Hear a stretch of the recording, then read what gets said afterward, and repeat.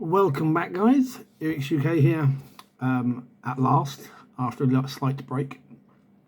Apologies for this weird hunched over angle, but my new phone case really does not like to balance like my old one did on top of the monitor.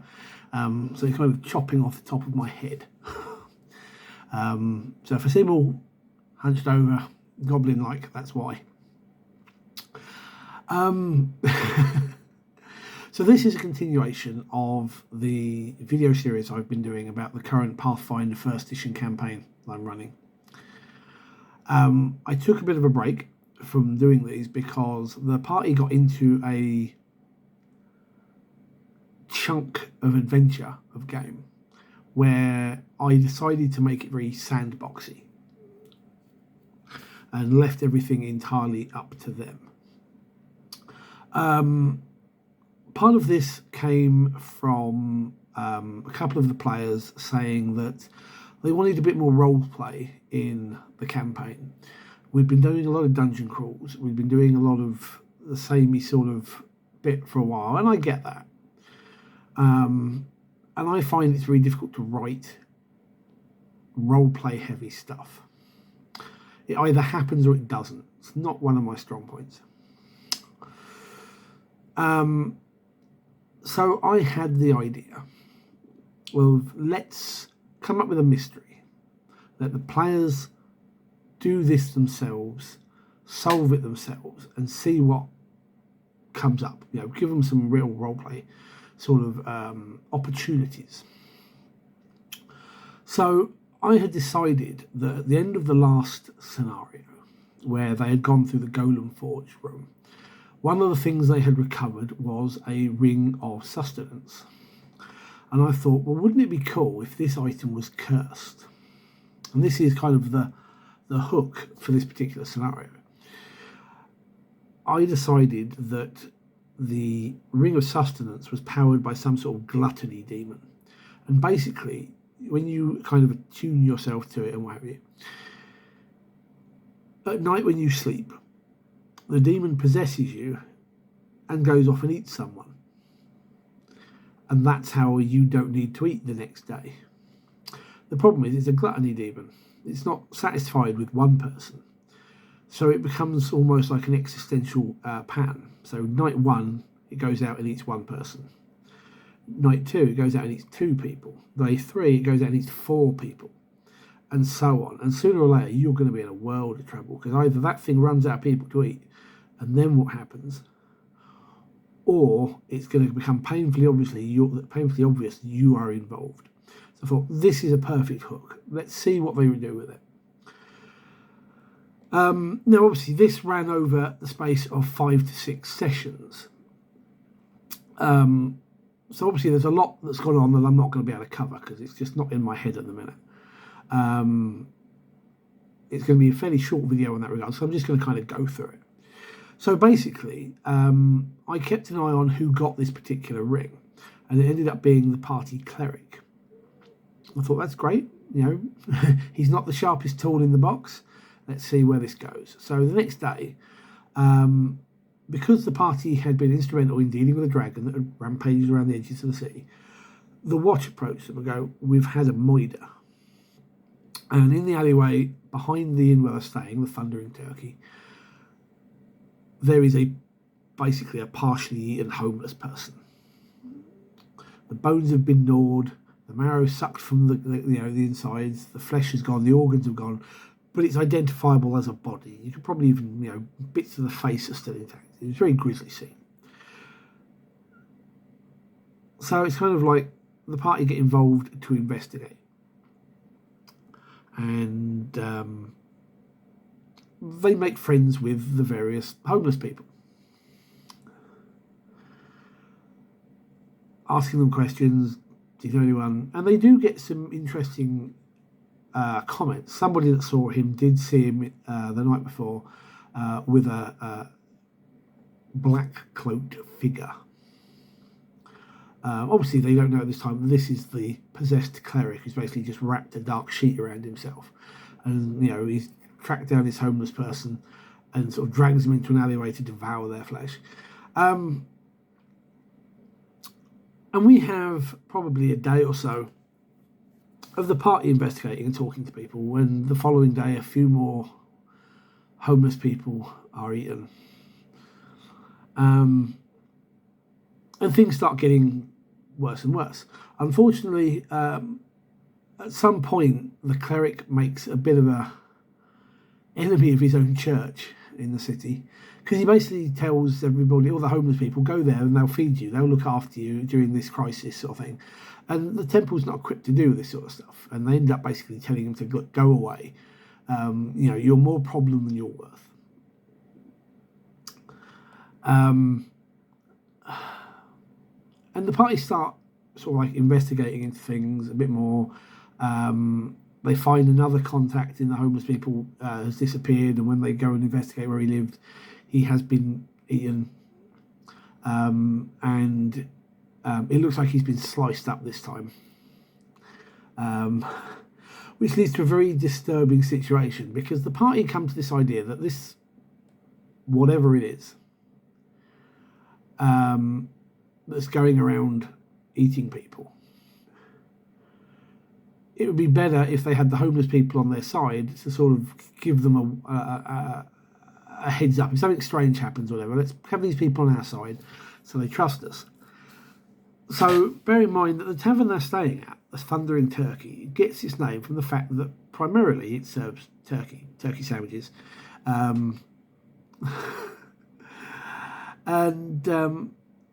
So the party come up with this idea of, we'll get some food from here, we'll buy out everything, we'll buy all the turkeys they've got, and we'll make turkey sandwiches. And they go out at night, and they sort of split up briefly, sort of thing, and they go around and they start handing out turkey sandwiches to the various homeless people. Obviously, very hungry, yum, yum, yum. What they don't realise at this particular point is that the cleric's been possessed by the gluttony demon, who has taken this opportunity to replace the turkey with slices of people. So, kind of a cruel jape. He's sliced up somebody else, and he's basically, the party are now feeding the evidence to the homeless.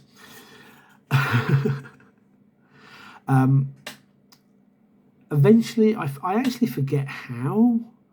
I can't remember now for the life of me. But eventually the party do find out that they are dealing with a gluttony demon. It might have just been knowledge checks and something like that came, and a conversation that came up. So, like, okay, now we know what we're looking for, but where is it? Where do we find it? And this became one of the problems, because you can't, in a sandbox type scenario, just give information away. It's tough. You want them to get on and do the scenario, but the whole point of having it as a sandbox is they have to do the job.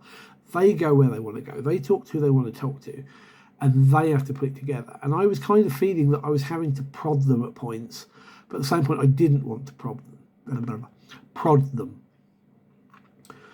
And it's really difficult. So the next major thing is, I went, right, we're going to pick up on what the players are talking about.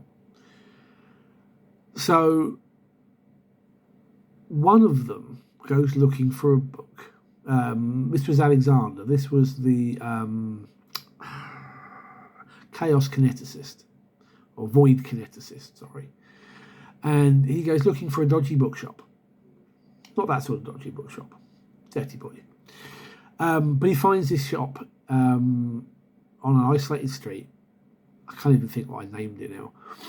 And they go in there, and this book, he asks for books about the void, about I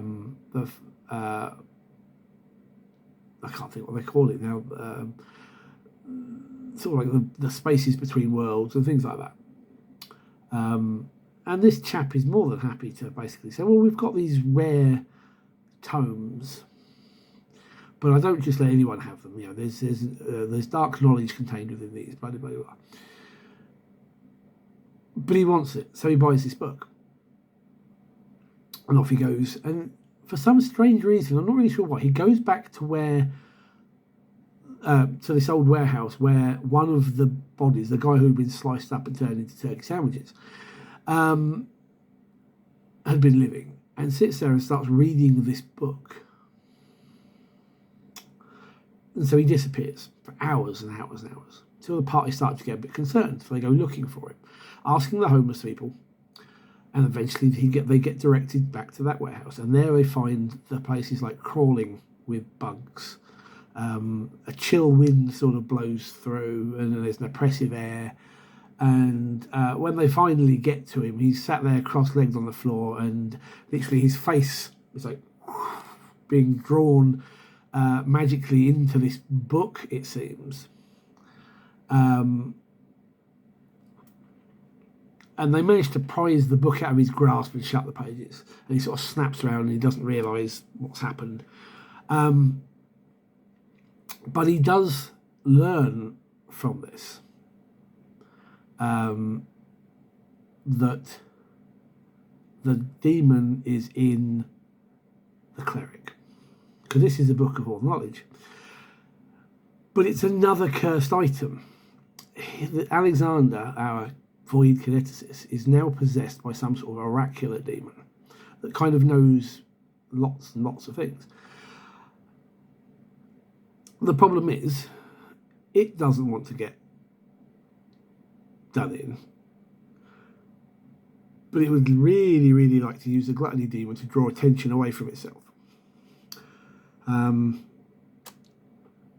So at the end of that particular session, I said to the relevant players that this is what's happened.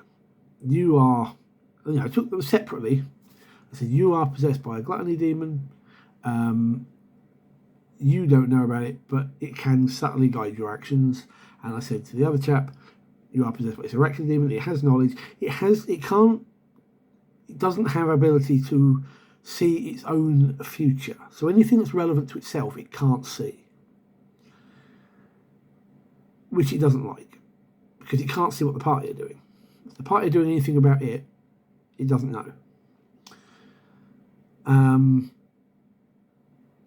So at some point they decide they want to go back to the temple. The problem is the temple has been warded against these sort of evil beings. And so any attempt to walk in basically goes boing off of an invisible force field, as it were. So straight away, the gluttony demon is like, through this player, he's like, oh, there's something wrong with him. They'd already got a spell. I can't recall. There is a spell in one of the books. It's called something like Detect Demon or Detect Devil. And I said, well, for the purposes of this, we'll allow it to detect whatever this is. Because I'm blagging stuff here. If you see these other videos, you know that my monsters are not the same as in the book. I've made things up to be a little bit more interesting. So I said, well, this will be fine. So they go out and they buy a wand of this.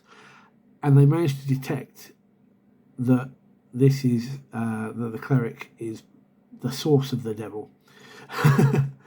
And for the life of me, I can't remember how it happened now.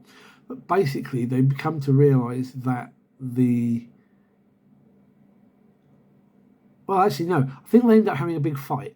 And they do manage to basically purge this gluttony demon, but for some reason, somehow they come to learn that the oracular demon is in the chaos kineticist, and it ends up fleeing from him, becoming physical in the world as this strange, multi-limbed, multi-eyed, multi-headed thing with wings that sort of eventually drifts off across the sea. And the story changes at this point because there's not going to be any more deaths. There's not going to be more. But they do feel that they have got to now track down this particular demon. And this is where it really kind of went a bit pop. So they start trying to come up with ideas of where it would go. And in my head, I'm like thinking, it's going to go to a place of knowledge. If it's going to find what it wants, it needs to go to place of knowledge. And they've already been to this vast library that exists in the city of Darakeen. And they start saying about how, oh, that's where it should go. That's where we're going to find it. And I'm like, good. And then they talk themselves out of it. And it's like, oh, really? But I don't want to push that, because this is their scenario. This is their scenario to do what they want to do and solve it themselves. And we end up with a couple of sessions, I think, where we're just wandering around doing sod all because they don't know what they're doing, or they haven't got ideas what to do. And they keep talking themselves out of this trip to the library. And they start coming up with this idea of, well, let's summon it by doing what it wants. So even the paladin goes along with this idea of, let's convince a load of homeless people to basically stand in a ruined building and wish for the knowledge to overthrow the right and local government. And I'm thinking, you know, in my head, in my GM's head, I'm thinking, what on earth are you lot doing? Now, to be fair, I'm being a little loose with things like the Lawful Good Paladin Code. If you've seen one of the early videos, a paladin even fed a bad guy to a mimic, you know, as a threat to get someone else to talk. I'm being loose with this so that people can have a bit of fun with their characters. So I was fine with him basically going, yeah, all right then. And they tried on a couple of occasions try and role play the way and talk these homeless people into it, and most of them were like, no, we're not going to be there when you summon a demon that wants, you know, that could do anything to us. But they managed to convince enough of them to do it in exchange for they've got something like 30 gold apiece. I mean, they're a homeless person. Now they can live probably for a couple of months in a very nice inn, maybe buy some clothes, get us the fresh start. But obviously nothing happens because the demon would probably know, and B, it can't see anything into its own future. So if it can't see anything into its own future at this particular location, it's not going to go. And see, that's not how these things work. You know, come on, guys. I'm sitting there thinking.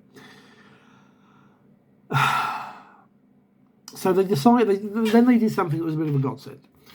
They came up with the idea of, well, while we're figuring where this thing is, let's do another adventure.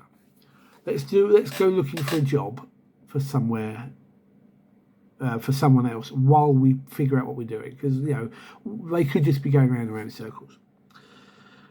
And I thought, yes, this is potentially really helpful. So I fell back on an old scenario idea, or at least the basics of. So they start putting around about adventurers looking for work. And they get approached by this man whose father was an antiquarian who used to collect ancient relics and artifacts of bygone civilizations and things like that. Some of them he kept, some of them he sold. He recently passed away. Natural causes, nothing to do with what's going on. But at some point during the night, some point during the night, one of these particular relics has disappeared. I'm missing a point, but I'm going to come back to it in a sec. Which was this kind of Grecian bust, head and shoulders of this statue, that was said to have magical properties. And so strong were these magical properties that even with the item gone, it had been sat there so long, the energies are kind of melded into the bookshelf. So even Detect Evil and Detect Magic resonated. So they were a bit worried here. So the thing I'm missing, and this is kind of relevant, when they were trying to get the homeless people to do the ritual, they also had the idea of getting another party of adventurers to come and help. Except whoever did it, I can't remember which it was, maybe the cleric, they come back with basically an evil party. His diplomacy check was so bad. So basically, he turns up with his party that's basically an anti-paladin, a rogue, a cleric of Norgorba, who's like the god of murder, essentially, and this evil sorceress, and they're all in black. They're all, you look and spiky armor and shit like this, and it's like, oh. Anyway, these guys are quite happy to help, but the rest of the party's like, no, we don't want your help. And in the end, to get them to go away, they had to basically pay them off. A few hundred, 300-400 gold coins. But by this point, they've told them what was going on. So these evil usses have gone on their own way going, interesting. Anyway, cutting back to where we were. This statue has this bust, this thing has gone. A little bit of research, they find that somebody has basically managed to get into the house, pick the locks, or in one case they couldn't tell quite how they got in the back, but the main room this thing was locked into was picked. And eventually they learn that this item, this relic, is called the Oculus Infernum, basically the Eye of Hell. And it can be used to divine the future. Aha! Suddenly they suddenly go, oh, maybe this is relevant. At one point, they go back looking for that bookshop that sold the book, only to find that it's mysteriously vanished. The building's there, but everything's gone. And all the locals are like, well, there was a shop there, I'm sure, or it's not been there for a long time. And so that's no use. They don't get anything there. Eventually, they talk themselves in going back to that library that I spoke about. And they get there, they ask about this thing, and they go, oh, such a reference would be in our restricted section, but you can't go down there. Why? Because two of our number have gone in there, two of our librarians have gone in there and not come back.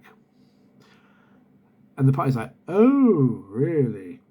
We'll have a look for you. And they managed to convince the librarians to let them in.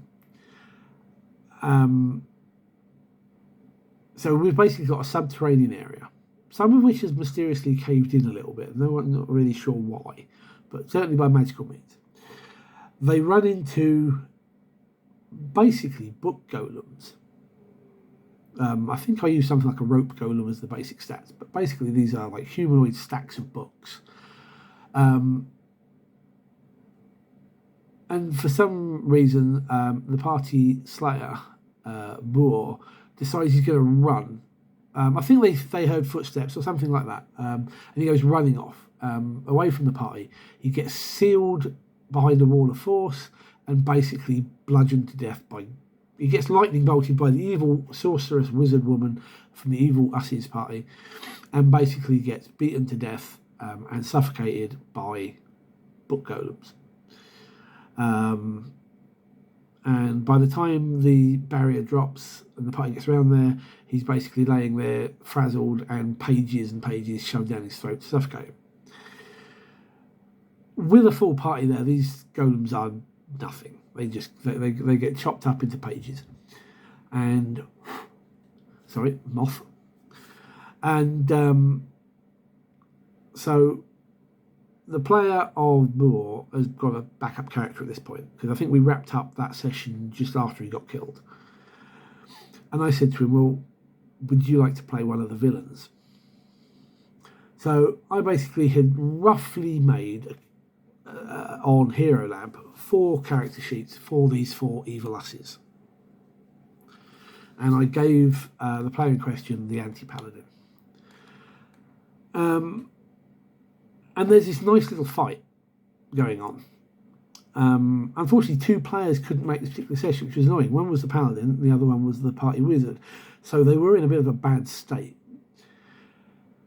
However, they do manage, in the end, to put down all bar the rogue, the halfling rogue. And they managed to convince him with a threat of intimidation that you can jog on and you'll live. We're not interested in you. Bugger off. And in case goes, and runs. In this room where they found them, there's this raised platform with the bodies of 2 other librarians having been ritually sacrificed, and this floaty, glowing head of all knowledge. And they're able to ascertain that the oracular demon has basically possessed the statue now, so it's kind of stuck. So they grab that, they grab the bodies, they go back, they explain everything to the librarians, settle things up, and they take this statue head, this bust, to the temple. And they basically partake of a ritual to basically drive the demon out and send it back to the lower planes. Fairly simple, straightforward, but after like 2 months of playing this particular story, I was like, yeah, let's just go on with it. They hold a nice little ritual funeral for Buor, and then the player in question introduces his new character, who appears to be some sort of evil wizard hunter, which is quite cool. They also, one of them, I forget who now, has a visit from our bald, red-robed evil guy, the Dungeon Dragon, from previous scenarios, and this time he's... oh, that's right, the body disappeared. That's right, forgetting my own... they said there's a big stone that has like the numeral 4 on it, because he's now got 4 of them have died from the initial party. Something like that.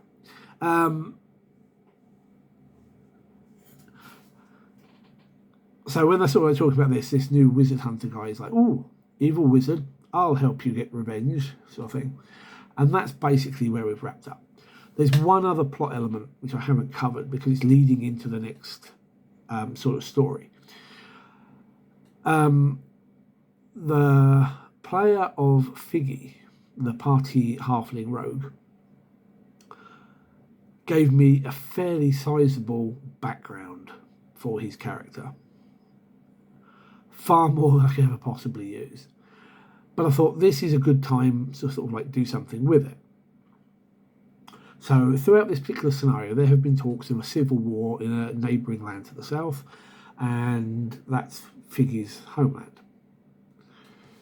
So amongst these refugees coming up there, a man comes to basically City Watch asking, have you seen someone matching Figgy's description? He's there at the time, and basically this man has been sent by somebody that he knows, but using a different name, because Figgy is not his real name. Or it's Figs, but I call him Figgy. And it's basically a letter from an old friend of his. I won't go into details here because he hasn't read it to the party yet, but basically asking for help. And so my idea is that, hey, we can get out of Durkee, we can go to this other place, we can do something a bit different that isn't the sandbox, and then we can get on with our main plot. Because I'm beginning to feel that this is dragging a little bit now. I'm kind of not sure where and when I'm going to wrap it up. I think probably about another 6 levels. I think they've just hit 9th. I think I'll wrap it up sometime around about 16th. Anyway, so to cut a long story even longer, the player of Figgy is away this week that I'm recording this at a Viking reenactment. So his character isn't there to be able to push the next part of the story. So what we've said is he's going to disappear off. He actually wants to go and do something, which I won't mention here, in relation to this letter. And he's basically left a note to say, hey guys, I'm going to be gone for a few days. Just hang around. I'll be back. So I've said to the players, what do you want to do in the meantime then until Figgy gets back? And the resounding thing was hunt down evil wizards. Okay.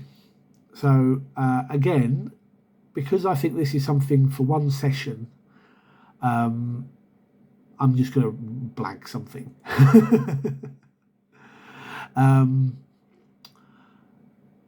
But that's where we've been in this campaign for the last couple of months or so. And I'll be honest, the idea of doing this little sandbox thing to give the guys some role playing, was great. But then it got to a point where I was being said, well, we've had sessions where we've not even rolled a dice. And I'm like, well, yeah, but you wanted role play. And sometimes you don't need to roll dice. You can just, I don't know, role play.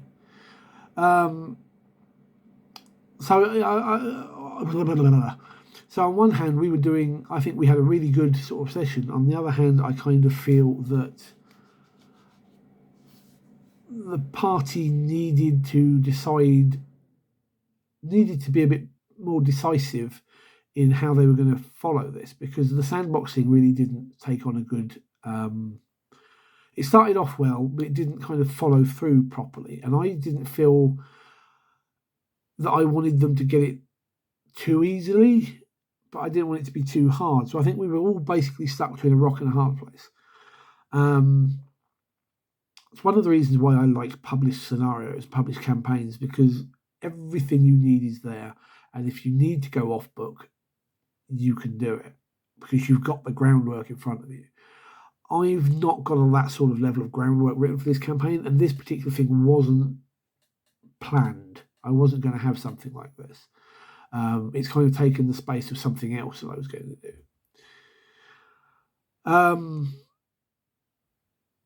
So that's basically where we're up to. I know it says it's going to be a short video. It's gone on for half an hour. Wow. It was a good scenario. Could have been better on my part. Could have been kind of better on the player's part. But it made a nice change of pace. So from here on, we'll just have to see where it goes. So I've got the session for this week, sort of like Blag with their hunting evil wizards, and then I'm going to need to scribble a few things just so I am aware for when they do whatever Figgy wants to do. Anyway, any questions, comments, and so on, pop them down below. Oh, there's my finger down below. Give us a thumbs up, hit the subscribe button, and I will see you guys in the next vid. Until next time, take care. Good gaming.